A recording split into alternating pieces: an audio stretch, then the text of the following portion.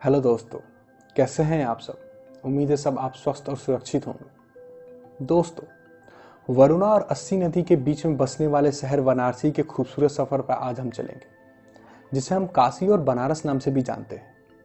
इस वीडियो को शुरू करने से पहले मैं काशी के लिए कुछ लाइनें बोलना चाहूँगा। हवाओं में बहने वाले पवन देव हैं काशी में, इंसानों में बसने वाले महादेव हैं काशी में। साक्षात अन्नपूर्णा हो हर औरत की रसोई में, नाथ नथैया करते दिखे वसुदेव हैं काशी में। बोलते बच्चे नहीं ठीक से जिस उम्र में कहीं, बोलते बच्चे नहीं ठीक से जिस उम्र में कहीं, वो भी चिल्लाते हैं हर हर महादेव इस काशी में। तो आइए भोलेनाथ का नाम लेकर हम इस वीडियो को शुरू करते हैं। काशी को दुनिया का सबसे पुराना शहरों में से एक माना जाता है। इसका उल्लेख हमारे ऋग्वेद में भी है। काशी के बारे में बताया जाता है कि इसे भगवान शिव ने अपने त्रिशूल पर बनाया है।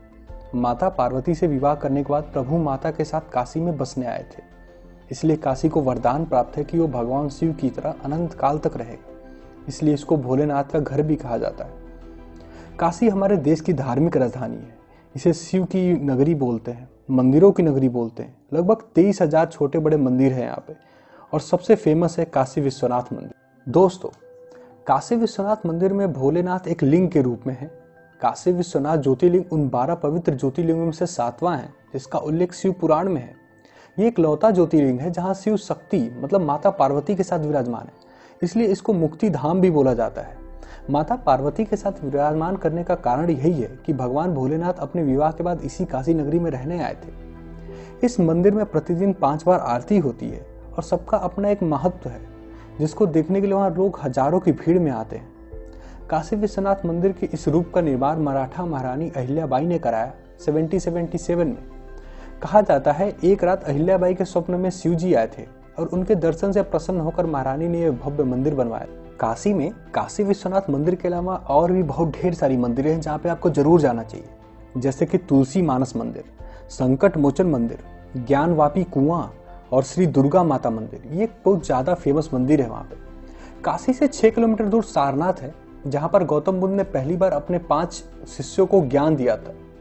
यहीं पर चौखंडी स्तूप भी है, जिसको भारत सरकार ने 2019 में monuments of the national importance घोषित किया था। काशी में लगभग 84 घाटें हैं और सबका अपना एक अलग इंपॉर्टेंस है। हर घाट एक स्पेसिफिक चीज के लिए है और हर घाट की एक अलग महानता है। यहाँ पर दशाश्वमेध घाट है, जहाँ पर प्रतिदिन गंगा आरती होती है। मणिकर्णिका घाट है, जिसके नाम पर रानी लक्ष्मीबाई का नाम मणिकर्णिका पड़ा। 80 घाट है, राजा हरिश्चंद्र घाट है, ऐसे और भी बहुत सारे घाट हैं। यहाँ के घाटों की सबसे खूबसूरत बात है यहाँ की गंगा आरती, जो पूरी तरीके से मन को मोह लेती। आप वहाँ की शांति, वैराग्यता, खूबसूरती से एकदम अचंभित हो जाएंगे। आपको वहाँ पे एकदम अलग ही आत्मज्ञान की प्राप्ति होगी। खुला आसमान, टिमटिमाते लाइटें, माँ गंगा की आरती, फूल, अगरबत्ती और प्रसाद की महक, वो एटमॉस्फेयर आपको अपना बना लेती है, जिसे देखने के लिए बहुत दूर दूर से लोग आते हैं। भारत सरकार के डाटा के अनुसार काशी में लगभग 10 लाख लोग प्रति साल घूमने आते हैं। दोस्तों, बनारस में रामनगर फोर्ट, आलमगीर मस्जिद और प्रेमचंद स्मारक जैसे भी घूमने लायक जगहें हैं। Famous American writer Mark Twain ने काशी के बारे में लिखा था, Banaras is older than history, older than tradition, older even than legend and look like twice older than as old as all them put together. मतलब काशी खुद इतिहास से, परंपरा से और यहाँ तक कि सभी पौराणिक कथाओं से भी पुराना है। और इन सबको आपस में जोड़ भी दिया जाए तो काशी इनसे भी दुगुना पुराना है। दोस्तों, बनारस की सबसे खूबसूरत बात है वहाँ के लोग। वो बिल्कुल भोलेनाथ के गढ़ की तरह होते हैं। वो हमेशा प्रभु के भक्ति में डूबे होते हैं। वो बहुत प्यारे इंसान होते हैं। बनारस के लोगों के लिए रहमान का एक सॉन्ग है बनारसिया, जो रांझना फिल्म में है। वो एकदम फिट बैठता है उन पे। उसकी एक लाइन मैं आपको बताता हूँ, चाल चलाकी हर होशियारी, जानत यूं तो सब नर नारी। मतलब दुनिया के जितने छल कपटे हैं, चाल चलाकी है, होशियारी है, जो एक दूसरे लोग को बेवकूफ बना लेते हैं, वो सब वो जानते हैं, लेकिन वो किसी पर आजमाते नहीं है। क्यों? क्योंकि मन में है भोले भंडारी। क्योंकि उनके मन में वो भक्ति है, वो भोलेनाथ की आशीर्वाद है, वो भोलेनाथ का प्रेम है, जो किसी को उनको चाल चलाकी या ठगने पे नहीं मजबूर करता। घाट किनारे उमर गुजारे घाट बनारसिया। वो बनारस के 84 घाटों पे जिंदगी बिता सकते, इतनी खूबसूरत वो घाटे हैं। वो अपनी पूरी लाइफ वहां पे बिता सकते हैं। और ठाठों में ठाठ बनारसिया। ठाठ मतलब होता है स्वैग।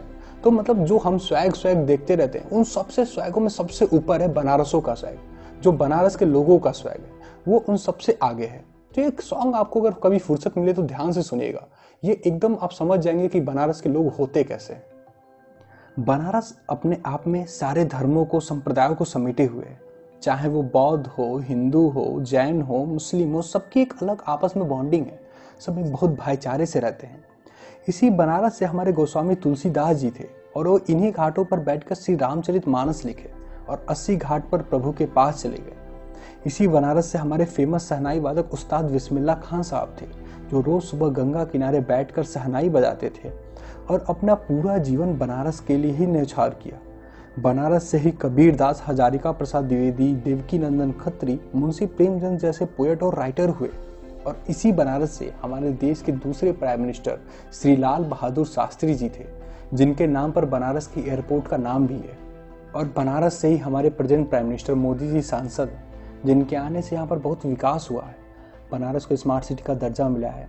गंगा सफाई के लिए दीनापुर सीवेज ट्रीटमेंट प्लांट लगाए, जो रोज 14 करोड़ लीटर पानी साफ करता है। पहला सागरमाला प्रोजेक्ट यहाँ से शुरू हुआ, जो बनारस और हल्दिया के बीच कार्गो शिप चलाने के लिए था। यहीं से बनारस के सारे तारों को अंडरग्राउंड किया गया है, घाटों को साफ किया गया है, उसका सौंदर्यीकरण किया गया है। विश्वनाथ मंदिर कॉरिडोर जैसे प्रोजेक्ट लाए गए हैं। काशी में ही भारतीय रेलवे के डीजल इंजन का लोकोमोटिव वर्क प्रोडक्शन यूनिट है। भारतीय साहित्य संगीत का बनारस घराना है और यहीं पर भारत कला भवन भी है।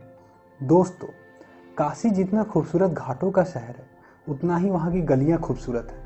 या यूँ कहें कि घाटों पर तो सिर्फ टूरिस्ट आते हैं, आपको असली बनारसी इन्हीं गलियों के उन पुराने मकानों में मिलेंगे। आपको इन्हीं गलियों के किसी न किसी कोने में मिलेंगे खूबसूरत मंदिर। आपको भोलेनाथ, राम जी, बजरंगबली हर गली में मिलेंगे। आपको एक कुंदन भी मिलेगा जो किसी जोया के इश्क में होगा।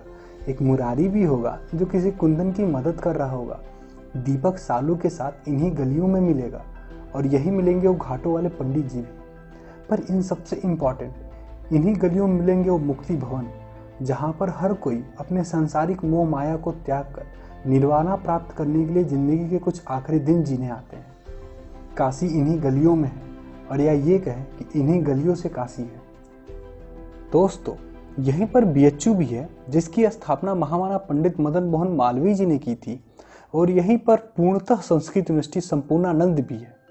बनारस अपने खूबसूरत साड़ियों और पान के लिए भी बहुत फेमस है, पर इन सब से कहीं ज्यादा काशी भोजन प्रेमी के लिए किसी स्वर्ग से कम नहीं। यहाँ के अलग अलग प्रकार के व्यंजन, प्रसाद आपको सम्मोहित करने के लिए काफी हैं। अगर आपको काशी को महसूस करना है तो आप यहाँ के बस 5 चीजों को महसूस करो: भोलेनाथ को, माँ गंगा के घाटों को, वहाँ की गंगा आरती को, गलियों को और वहाँ के भोजनों को। आपको विभिन्न प्रकार के हर जगह के, हर स्टेट के भोजन मिलेंगे। सुबह का नाश्ता इतना यूनिक होता है और रात के डिनर तक आप मुंह बस चाटते रह जाएंगे, अपनी उंगलियां चाटते रह जाएंगे। इतना स्वादिष्ट, इतना प्यार से भरपूर होता है। दोस्तों, मैं काशी के बारे में जितना बताऊं उतना ही वो कम है, क्योंकि इसको खुद भोलेनाथ ने बनाया है। तो हम इस छोटे से वीडियो में काशी को पूरी तरीके से कैसे बता सकते हैं? मेरा मानना है आप काशी खुद जाएं और वो सब खुद महसूस कीजिए। वहाँ गंगा जी के किनारे चांदनी रात में बल्ब टिपटिपा रहे हैं, गंगा जी की कलकल आवाज है, प्रांगण में खुद भोलेनाथ हैं, गंगा आरती से पूरा वातावरण शुद्ध है, अगरबत्ती और फूलों की महक हवा में फैली हुई होती है और आप भक्ति रस में डूबे होते हैं। खुद को ढूंढ रहे होते हैं, खुद से मिल रहे होते हैं, आप अपने सवालों के जवाब पा रहे होते हैं। जिंदगी के सारे सवालों के जवाब आपको मिलेंगे, वहीं मिलेंगे। आप वहाँ जाइए, यादें बनाइए, एक एक पल को महसूस कीजिए, जिए। बस उसको कैमरे में डालकर सोशल मीडिया पे डालने के लिए नहीं लाइए, जिंदगी भर अपने पास रखने के लिए उसको महसूस कीजिए। क्योंकि काशी जिसको एक बार अपना लेती है वो काशी से दूर नहीं जा पाता। आपको हर पल, हर जगह भोलेनाथ आपको काशी में मिलेंगे।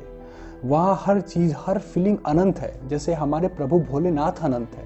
इसीलिए आप खुद जाइए, अपने सवालों में, अपने नजरों में, अपने विचारों में काशी को देखिए और फिर हमें बताइए कि कैसा लगा आपको काशी।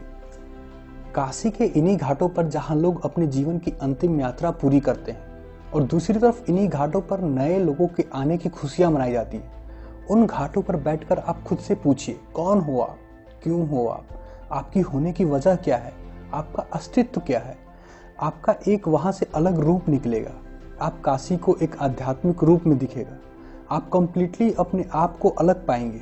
वो भोलेनाथ की कृपा होगी, वो माँ गंगे की कृपा होगी। मैं आपको बताऊं, एक बार आमिर खुसरो साहब ने लिखा था कि ये दुनिया क्या जाने है कैसी तेरी प्रीत, मैं भूल जाऊं खुद को पाके तुझे मैं हार के जाऊं सब जीत। मतलब मेरे और प्रभु के बीच की जो लव स्टोरी है, जो बॉन्डिंग है, ये दुनिया नहीं समझ सकती।